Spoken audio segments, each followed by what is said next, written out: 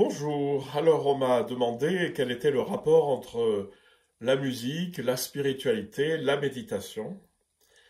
Vous avez sans doute remarqué que dans tous les rituels de toutes les religions, il y avait de la musique. Et la musique est déjà, en soi, est déjà une pratique méditative. Pourquoi?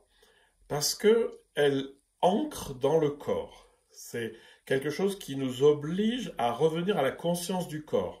Si vous chantez et que vous n'êtes pas conscient de votre corps, ce qui arrive chez beaucoup de gens, ça va coincer, enfin, ça va pas être beau, quoi, parce que vous n'allez pas être dans votre corps. Donc, la posture est importante. On chante pas comme ça, on chante vraiment posé, bien ancré dans le sol. On est conscient de la respiration, d'une respiration très large, très basse aussi, hein. Donc ça veut dire qu'on est conscient des mécanismes de la respiration complets. Ensuite, on est conscient de tous les résonateurs à l'intérieur. Donc là, je suis en train de les ouvrir. Tout ça, c'est ouvert et tout ça, ça me permet de chanter. Et après, je fabrique du son. Et ce son, quand on chante, en fait, il vibre. Et si on chante vraiment de manière très fine, on va sentir ces vibrations. Donc en fait, tous vos sens sont ouverts. Vous avez toute la posture, vous avez toute la respiration, vous avez toute la sensation intérieure du corps pour la respiration et pour les résonateurs. Vous avez le son, donc aussi la perception auditive et la perception tactile. Donc en fait, c'est une expérience globale du corps. Donc en tant qu'expérience globale du corps, on n'a pas besoin d'avoir fait ça pendant longtemps pour se rendre compte que si on chante, au bout d'un moment, il n'y a plus de pensée, parce que vous avez occupé l'espace de la conscience avec toutes ces prises de conscience sensorielles. Ça, c'est très vrai. Mais alors, quel est le rapport entre la musique et la spiritualité? Alors, il y a plusieurs manières d'aborder la question. Il y en a qui aimeraient bien que la musique ait un effet sur nous, je ne sais pas, en s'occupant des fréquences cérébrales, etc. C'est vrai tout ça.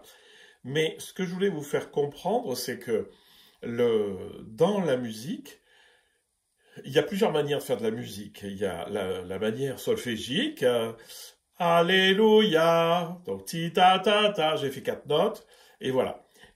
Ça c'est pas, enfin c'est des notes, j'ai fait des notes, j'ai fait à peu près juste, voilà. Mais ce qu'il y a sous la musique, c'est quoi? Il y a un mouvement. Et là, c'est très simple. Euh, Par exemple, Alléluia. Voilà. Donc vous avez un mouvement qui part de très loin, vous en profitez pour respirer, vous chantez, et puis vous avez senti sans doute que le son, même si vous l'entendiez plus, il se prolongeait. La musique se prolonge. La musique n'est pas faite de son. La musique est faite de mouvement intérieur, hein. Et donc, ça, c'est très intéressant parce que ce mouvement très fluide, c'est quelque chose qui est de l'ordre vraiment spirituel, puisque c'est quelque chose qui nous mène dans le temps, qui nous fait traverser le temps avec une force.